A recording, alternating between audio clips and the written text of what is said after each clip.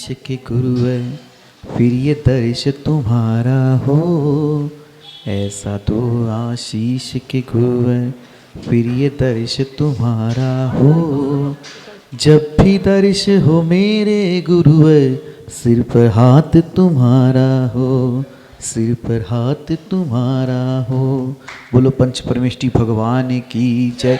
1000 आदिनाथ भगवान की जय। अंतिम तीर्थेश भगवान महावीर स्वामी की जय। आचार्य भगवान गुरुवर श्री विशुद्ध सागर जी महाराज की जय। मुनि श्री सुप्रभ सागर जी महाराज की जय। मुनि श्री प्रणत सागर जी महाराज की जय। जय जन बंधु, आप हम सभी उपस्थित हुए हैं YouTube चैनल माध्यम से एवं यहाँ साक्षात मुनिषी के मुखारविंद से उस अनुपम अद्भुत अलौकिक कार्यक्रम की घोषणा सुनने। उसका नाम है सम्यक समाधान। सम्यक समाधान यथा नाम तथा काम, जैसा इसका नाम वैसा उसका काम। सम्यक समाधान एक ऐसा कार्यकारी उपाय है जिसके माध्यम से देश विदेश के विभिन्न प्रांतों के लोगों के श्रावकों के मन में जो उठने वाले विकल्प है, उस विकल्पों का समाधान साक्षात पंचम परमेष्ठी सुप्रभ सागर जी महाराज के मुखारविंद से हम सबको प्राप्त हो रहा है। कितना सौभाग्य के वो क्षण होंगे जिस क्षण में हमें साक्षात अपनी जिज्ञासाओं का, अपने विकल्पों का सम्यक समाधान प्राप्त हो रहा है। और यह काम हम आपके लिए YouTube चैनल सुप्रभ वॉच के माध्यम से कर रहे हैं। आप सब लोग घर बैठे इसी तरह अपने विकल्प हम तक पहुंचाते रहिए और हम उसका सम्यक समाधान आपको ठीक 5:13 पे YouTube चैनल के माध्यम से पहुंचाते रहेंगे। याद रहे YouTube चैनल को आपको सब्सक्राइब भी करना है ताकि आपको इसका नोटिफिकेशन प्राप्त हो और अप टू डेट रहे आप। चलिए चलते हैं आज की इस अद्भुत बेला की ओर। मुनिषी के चरणों में बारंबार नमोस्तु करते हुए मैं मुनिषी प्रणत सागर जी महाराज से यह विनय करता हूँ कि हे स्वामी, आज के इस कार्यक्रम को गति प्रदान करते हुए संचालित करें। नमोस्तु नमोस्तु नमोस्तु महाराज जी।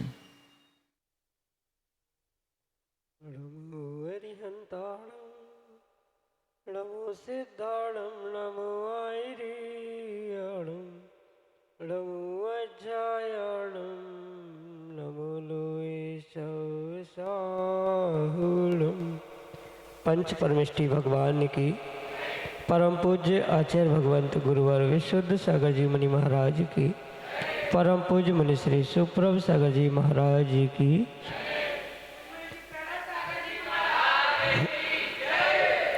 समीचीन विकल्पों का सम्यक समाधान, सम्यक ज्ञान की वह आलोकों की विधा जिसके माध्यम से हम सभी प्रतिदिन अनेकानेक समीचीन विकल्पों का सम्यक समाधान परम पूज्य मुनि श्री सुप्रभ सागर जी महाराज के मुखारविंद से प्राप्त कर रहे हैं। देश के विभिन्न प्रांतों से अनेकानेक समीचीन विकल्प हमें यहाँ प्रतिदिन प्राप्त हो रहे हैं और परम पूज्य मुनि श्री आगम के परिप्रेक्ष्य में उनका हम सबको सम्यक समाधान प्रदान कर रहे हैं। प्रारंभ करते हैं आज का सम्यक समाधान और आज का पहला विकल्प केसली मध्य प्रदेश से मनोज जैन सिंघई परम पूज्य मुनि श्री के चरणों में त्रिवार कोटि कोटि नमोस्तु निवेदित करते हुए अपना समीचीन विकल्प रख रहे हैं कि गुरुदेव, आपने स्वर्गों के मूल इंद्रों के और एवं उनके नगरों में रहने वाले अन्य देवों के बारे में बताया।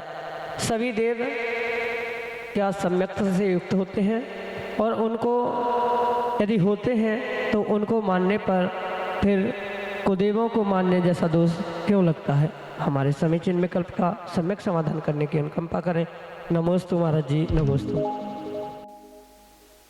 ओम नमः सिद्धम। परम पूज्य आचार्य भगवान गुरुवर विशुद्ध सागर जी महाराज के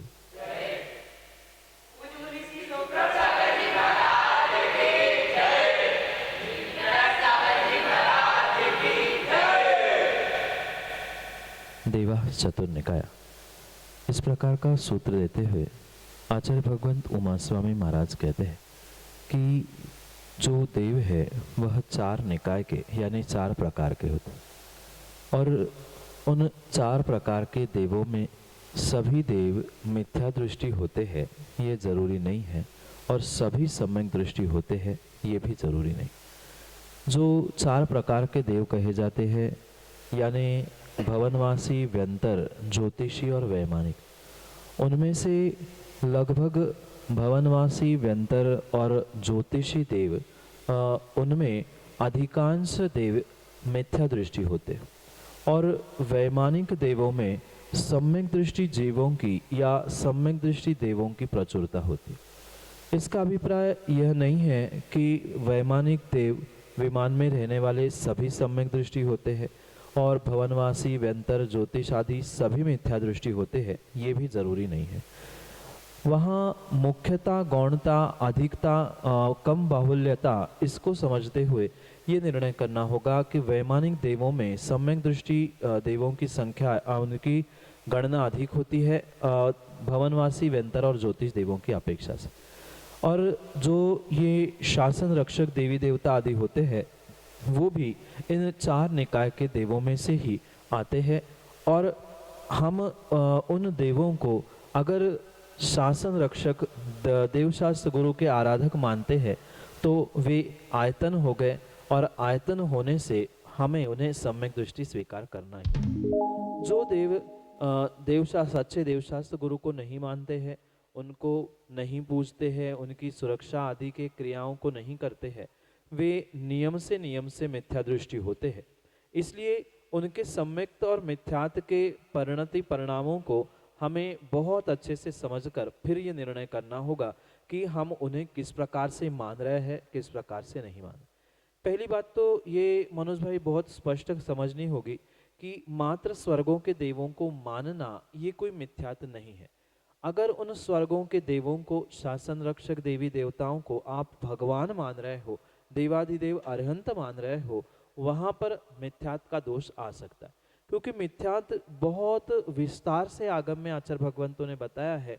मिथ्यात्व का अर्थ मात्र देवी देवताओं को मानना नहीं मानना इतना ही सीमित नहीं है, अपितु जो जैसा नहीं है उसको वैसा मानना और जो जैसा है उसको वैसा नहीं मानना। ये जो जीव की परिणति है, ऐसी जो जीव की श्रद्धा है, उसको ही विपरीत श्रद्धान होने के कारण से मिथ्यात्व कहा है। और ऐसे विपरीत श्रद्धान से जो युक्त होता है उसको ही मिथ्या दृष्टि कहा जाता है। अगर वह देवशास्त्र गुरु की आराधना करने वाला देव है, शासन रक्षक है, तो कभी भी वह मिथ्या दृष्टि नहीं हो सकता। और उनको अगर हम शासन रक्षक देवी देवता ही मान रहे हैं तो किंचित भी हम भी मिथ्या दृष्टि नहीं होते, हमें भी मिथ्यात्व का दोष नहीं लग सकता। मिथ्यात्व का दोष तभी लगता अगर उन शासन रक्षक देवी देवताओं को हम अरिहंत के समान पूज रहे हैं या उनको ही अरिहंत मानकर उनकी पूजा कर रहे हैं तो उन वहाँ हमें मिथ्यात्व का दोष लग सकता है। पर अगर उन शासन रक्षक देवी देवताओं को एक सम्यक दृष्टि अवरति श्रावक की हैसियत से हमने जय जिनेंद्र किया या उनकी विनय की सम्मान किया तो उसमें किंचित भी मिथ्यात्व का दोष नहीं लगेगा।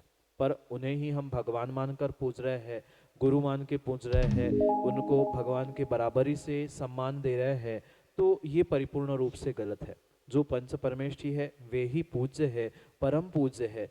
बाकी जो भी है, भले ही वह जैसे एक धर्मात्मा मनुष्य दूसरे धर्मात्मा को जय जिनेंद्र करते हुए उसको घर आने पर मुंह मीठा करते हुए सम्मानित करते हुए उसकी पूजा करता है, उस प्रकार की पूजा सम्मान रूप है तो वह मिथ्यात्व नहीं है। पर अगर अरिहंत के रूप में उस पूजा को आप प्राप्त हो रहे हो तो परिपूर्ण रूप से वह मिथ्यात्व में ही आने वाला है। इसलिए पहले देवों का वास्तविक स्वरूप समझने की आवश्यकता है और देवों के वास्तविक स्वरूप को समझने पर जो देवशास्त्र गुरु की आराधना करने वाले सच्चे सम्यक दृष्टि देव है, उनको अगर सम्यक दृष्टि श्रावक की हैसियत से हम मान रहे हैं, उनको सम्मान दे रहे हैं, तो वह मिथ्यात्व नहीं है। पर इसके अन्यथा विपरीत जो भी हमारी मान्यता, जो भी हमारी क्रिया है, उसको हमें परिपूर्ण रूप से मिथ्यात्व समझना होगा। यही आपके लिए सम्यक समाधान। अगले समीचीन विकल्प के लिए सागर मध्य प्रदेश से हमारे सामने है प्रिंसी जैन अपने समीचीन विकल्प के साथ। द्वय मुनिराजों के चरणों में मेरा बारंबार नमोस्तु नमोस्तु नमोस्तु। मुनिश्री, मेरी यह जिज्ञासा है कि इच्छामी और वंदामी में क्या अंतर है? मेरी इस जिज्ञासा का समाधान कीजिए। नमोस्तु नमोस्तु नमोस्तु। जैसे नमस्कार और नमोस्तु में अंतर है, ऐसे ही वंदामी, इच्छामी आदि शब्दों में कथनचित अंतर है।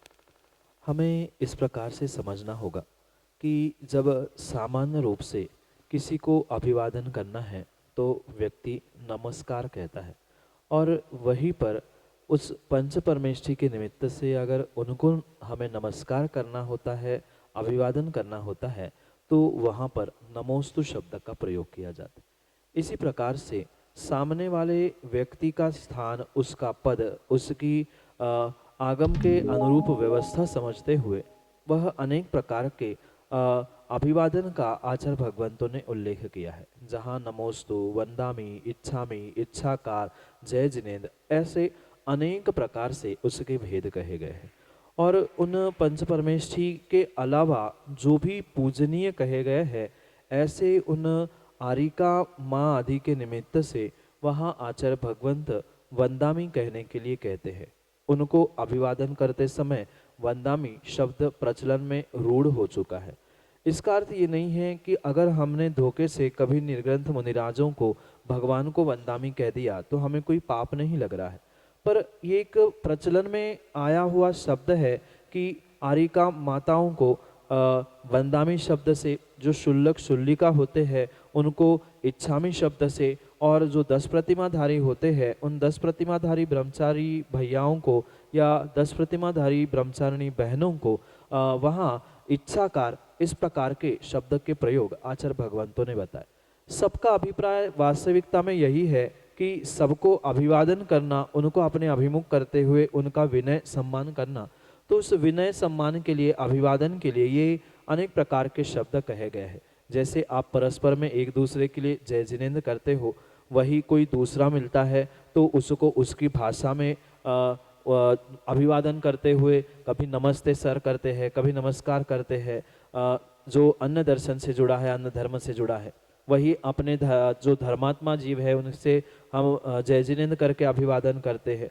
इस प्रकार से ये मात्र अभिवादन नमस्कार करने के भिन्न भिन्न शब्द है। पर अगर इसको हम उस आचार भक्ति या बहुत सारी भक्तियों की अंचलिका में जो पढ़ते हैं, अंचेमी, पूजेमी, वंदामी, नमस्यामी, दुक्कक को, वहाँ उन सब का लगभग सामान्य रूप से एक ही अभिप्राय लेते हुए उन शब्दों को नमस्कार अर्थ में ही ग्रहण किया है। तो मात्र पद बदलने से, स्थान बदलने से, सामने वाला व्यक्ति और सामने वाला जीव बदलने से इन शब्दों में बदलाव किया जाता है, पर लगभग सभी का अर्थ यही है कि सबका अभिवादन, सबका नमस्कार ही करना है। इसी भावों से, इसी प्रेरणा के साथ ही ये क्रियाएं की जाती है, जो कि आपके लिए सम्यक समाधान से। श्रीमती इंदु जैन, परसिया, मध्य प्रदेश से, यहाँ पर परम पूज्य मुनिश्री के सानिध्य में पंच कल्याणक 4 दिसंबर से 9 दिसंबर तक संपन्न होने वाला है। अगले समीचीन विकल्प के लिए हमारे सामने मुनिराज द्वय के चरणों में मेरा बारंबार नमोस्तु नमोस्तु नमोस्तु।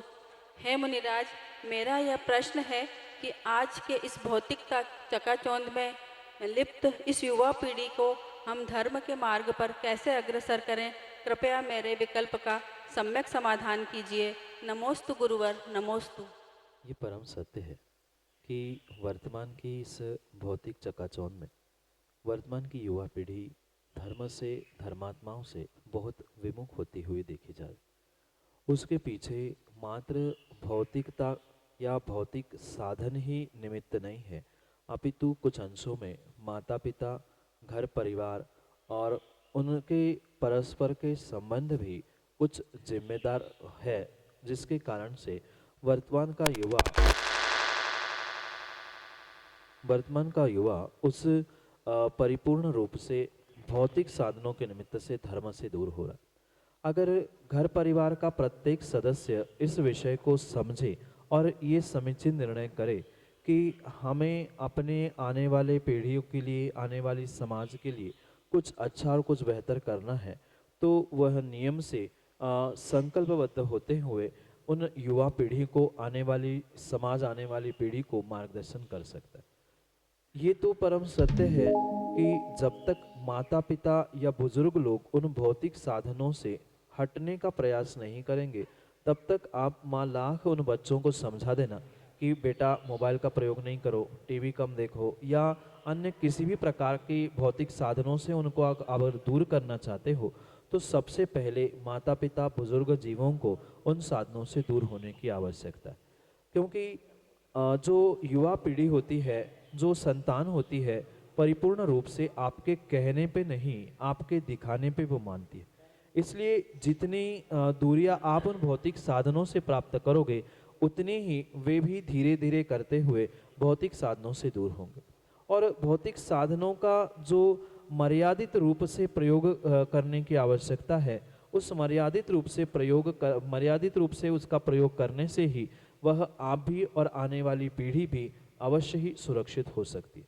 साथ में अगर उन भौतिक साधनों के द्वारा, जैसे बहुत सारे टीवी चैनल्स चलते हैं, आपको टीवी देखने की ही आदत पड़ गई है, तो घर परिवार का जो एक सामूहिक समय होता है, शाम का, रात का, उस समय पर जो हम भौतिक साधनों से टीवी आदि के द्वारा सास बहू की कहानी, इधर उधर की चर्चाएं आदि देखते हैं, वहीं पर एकत्रित बैठ के हम किसी मुनिराज के प्रवचन सुनना या और कुछ धार्मिक कार्यक्रम देखना, जैसे कि बहुत सारे चैनल वर्तमान में चलते हैं टीवी पे, तो उनके द्वारा इतना ही नहीं, अगर वो भी हमें नहीं प्राप्त हो रहे हैं या उनको भी देखने में हमें आनंद नहीं आ रहा है, तो वर्तमान में ऐसे भी मोबाइल के द्वारा यूट्यूब चैनल आदि भी है, जिसके द्वारा आप जब चाहे, आपको जैसा चाहे प्रवचन सुन सकते हैं। तो उसको भी आजकल साधनों के द्वारा उस बड़े स्क्रीन पर लगाते हुए देखा जा सकता है।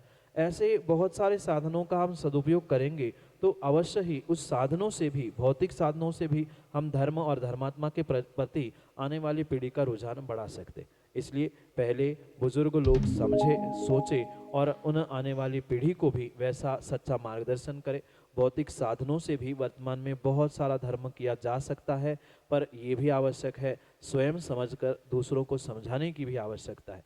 इसलिए पहले सभी परिवारजन निर्णय करें और फिर उसके बाद उससे बचने का, यानी उस साधनों से सदुपयोग करते हुए धर्मात्मा, धर्म, प्रवचन, तीर्थ यात्रा आदि आदि कारणों से हम उससे बच्चों को और युवा पीढ़ी को बचाने का पुरुषार्थ कर सकते। इतना ही नहीं, अगर घर परिवार समय समय पर उन बच्चों को, युवा पीढ़ी को समय देता रहा, मार्गदर्शन देता रहा, कभी हफ्ते, महीने, 2 महीने, 4 महीने में कहीं तीर्थ यात्रा, किसी गुरु के पास ले जाना, ऐसे कार्य उपक्रम करते रहेंगे तो नियम से वह धर्म से जुड़े रहेंगे।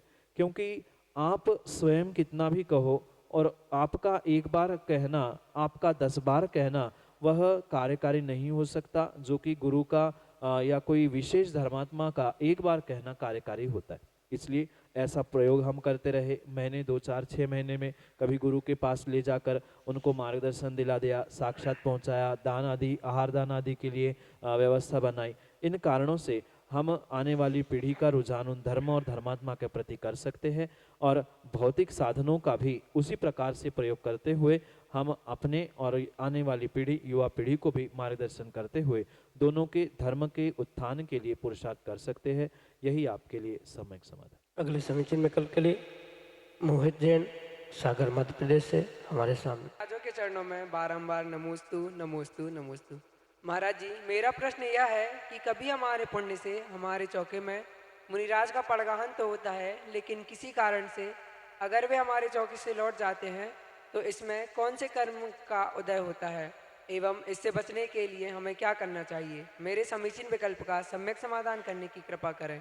नमोस्तु महाराज जी, नमोस्तु महाराज जी। साधु का किसी श्रावक के घर में पहुंचना, ये परिपूर्ण रूप से उस श्रावक का सातिशय पुण्य का ही उदय था कि वह सभी चौकों की विधियों को छोड़कर आपके चौके की विधि मिल गई, आपके घर में पहुँचे और घर में पहुँचने के बाद भी अगर कुछ ऐसे विघ्न आते हैं जिस कारण से निर्ग्रंथ मुनिराज को लौट के आना पड़ता है, जैसे चींटियों का प्रादुर्भाव हो जाना या कहीं जो नौदा भक्ति पूर्ण नहीं हो जाना या कहीं जो आवश्यक विधियां बताई गई है अंतरंग रूप से, जैसे पाल लगा लेना या आदि आदि, जो भी ऐसे कोई कारण घटित होते हैं, तो वह पुण्य में जब सातिशय पुण्य था ही तो फिर लौटे क्यों, ये भी प्रश्न हो सकता है।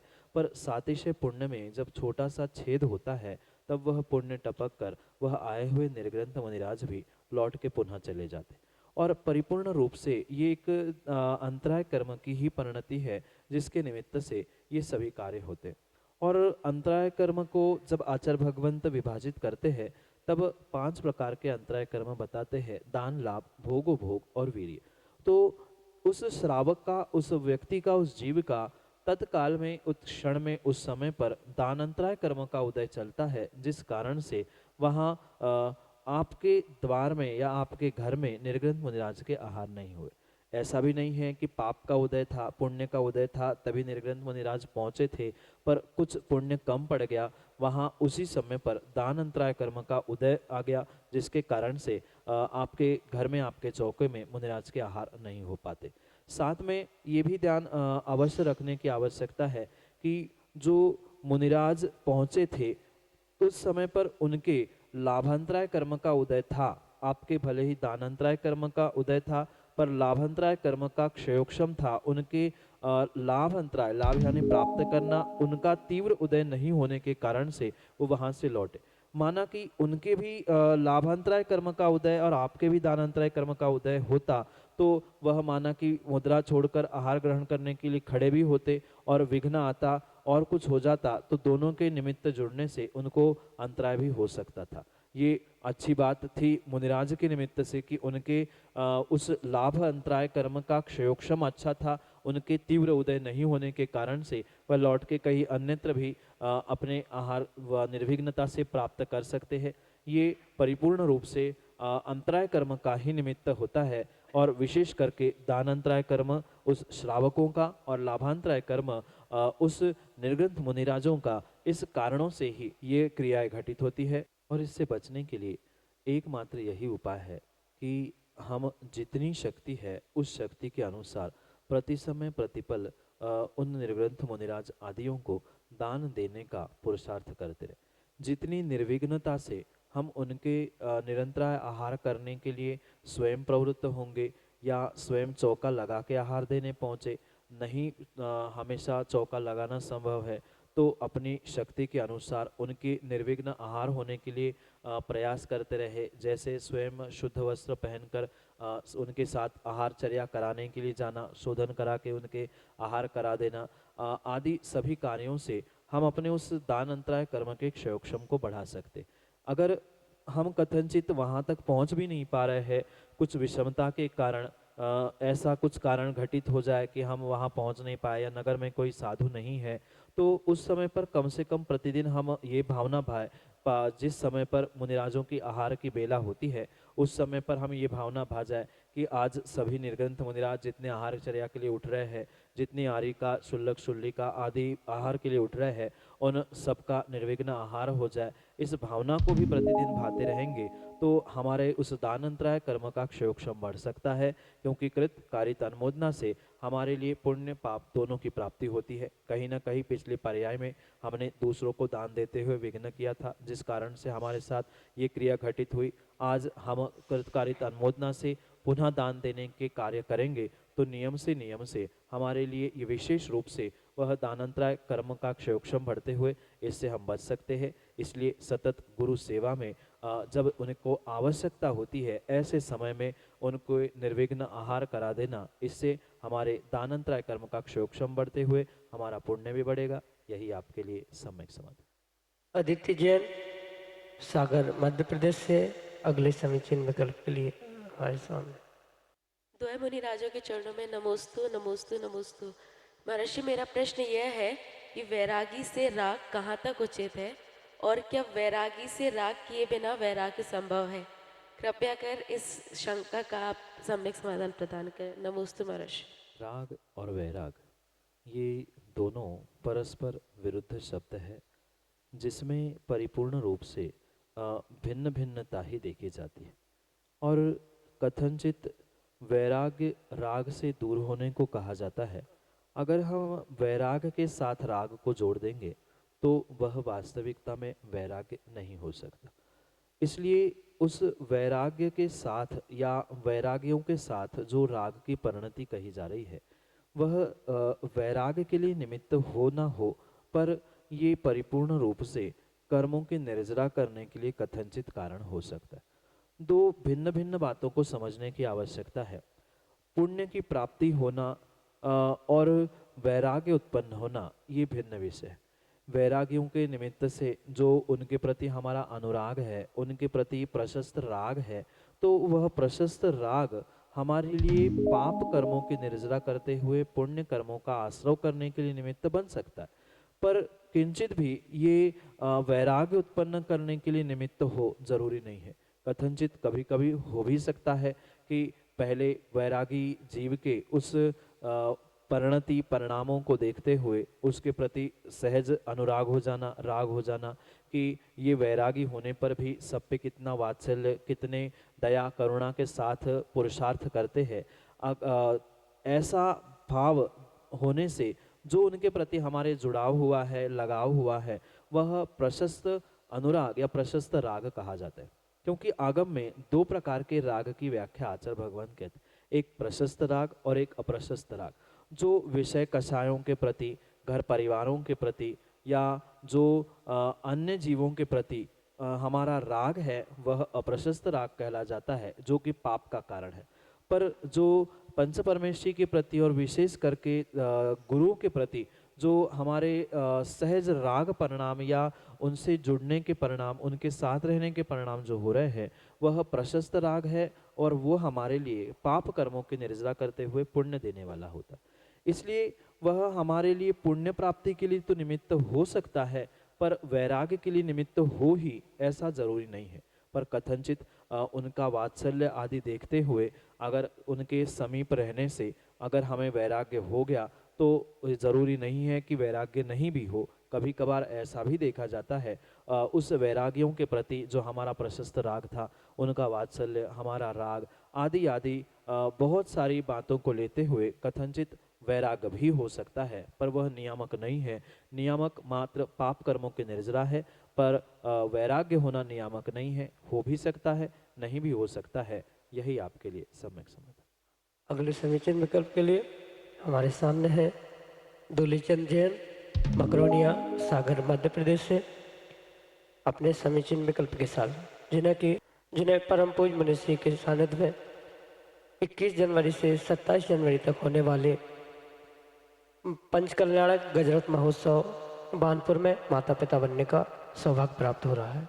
महाराज द्वय के चरणों में त्रिबार नमोस्तु नमोस्तु नमोस्तु। महाराज जी, अपने यहाँ जो अपनी कर्मभूमि है, यहाँ समय का परिवर्तन होता रहता है, उसके अनुसार सब कुछ तो मतलब काल का परिवर्तन हुआ। उसके बाद जैसे विदेश क्षेत्र है, वहाँ काल का परिवर्तन किस प्रकार से या कैसे होता है, कृपया सम्यक समाधान दें। कर्म भूमि और भोग भूमि, ये दो क्षेत्रों के निमित्त से, उनके काल परिवर्तन के निमित्त से आचार्य भगवंतों ने उन भूमियों का विभाजन बताया।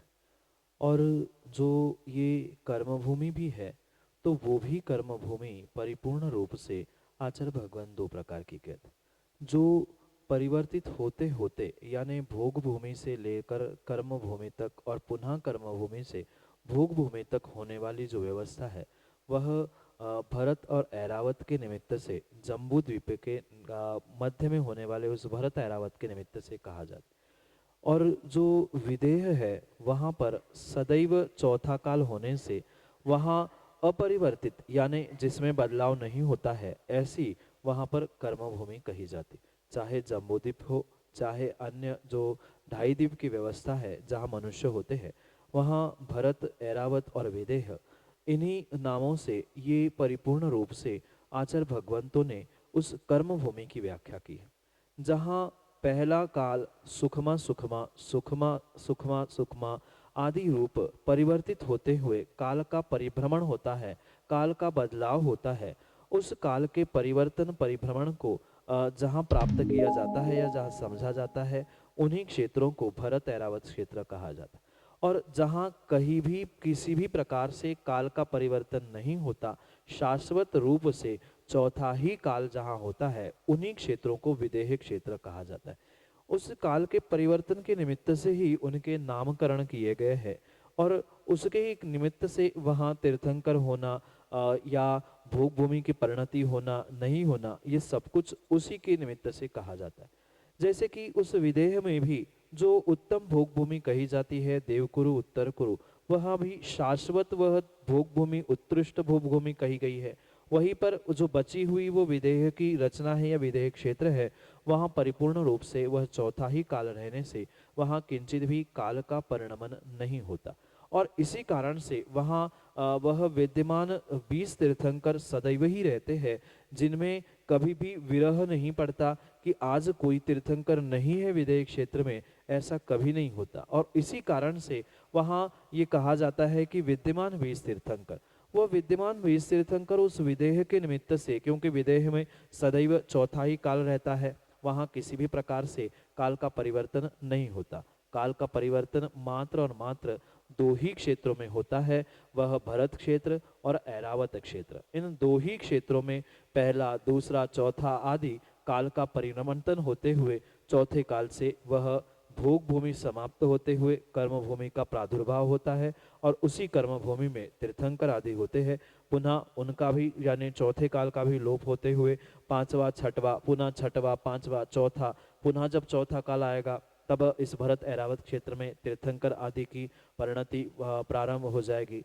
तो ये मात्र उस भरत और ऐरावत क्षेत्र के निमित्त से ही काल परिवर्तन कहा गया है। शेष जहाँ उत्कृष्ट, मध्यम और जघन्य भोग भूमि कही गई है और विदेह, इनके काल का ऐसा कोई परिवर्तन नहीं होता। इन दो क्षेत्रों के ही निमित्त से ये अवसर्पणी, उत्सर्पणी आदि कालों का परिणमन और उसकी गणना की जाती है।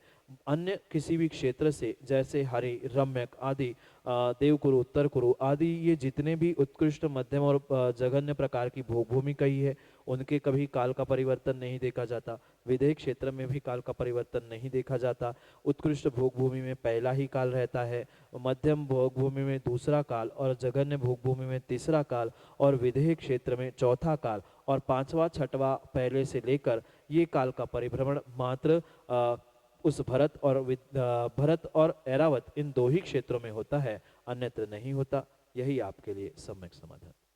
अब हम सभी लाभ ले रहे थे लोकप्रिय कार्यक्रम समीचीन विकल्पों का सम्यक समाधान का। प्रतिदिन यह कार्यक्रम 5:13 पे यूट्यूब चैनल सुप्रभात के माध्यम से प्रसारित होता है, जो कि आप देख चुके हैं। अगर आप यह सोच रहे हैं कि आप कैसे इस कार्यक्रम से जुड़े, कैसे अपने मन में उठने वाले विकल्पों को शांत किया जाए, तो आपको सिंपल चीज़ है, व्हाट्सएप का नंबर 8707548811, जो नंबर नीचे पट्टी पे कंटिन्यूस चल रहा है या नीचे फ्लिप पे भी दिखाई दे रहा है, उसके माध्यम से आप हम तक अपना विकल्प पहुंचा सकते हो। अगर आप जीमेल के उपभोक्ता हो या ईमेल का आपका प्रयोग करना जानते हैं तो जीमेल पे samyak.samadhan@gmail.com इस ईमेल आईडी पे भी आप अपना विकल्प हम तक पहुंचा सकते हैं। विकल्प पहुंचाने के बाद उसको एकत्रित करके मुनिषी से अपन सब लोग सम्यक समाधान प्राप्त करेंगे। प्रतिदिन मुनिषी के प्रवचन शाम को 7:40 पे जिनवाणी टीवी के माध्यम से प्रसारित होते हैं और उसका विषय अद्भुत ग्रंथ रत्नमाला, आचार्य भगवान शिवकोटि स्वामी द्वारा विरचित रत्नमाला के इस ग्रंथ का स्वाध्याय भी आप घर बैठे टीवी के माध्यम से शाम को 7:40 पे जिनवाणी टीवी के माध्यम से कर सकते हैं। आज के लिए इतना ही, और ऐसे ही हम अच्छे सवाल, अच्छी जिज्ञासाएं, अच्छे विकल्प लेकर आप तक पहुंचाएंगे। तब तक के लिए जय जिनेन्द्र। मुनिषी के चरणों में बारंबार नमोस्तु करते हुए आज के इस सम्यक समाधान कार्यक्रम को यहीं पे विराम देते हैं। नमोस्तु नमोस्तु नमोस्तु।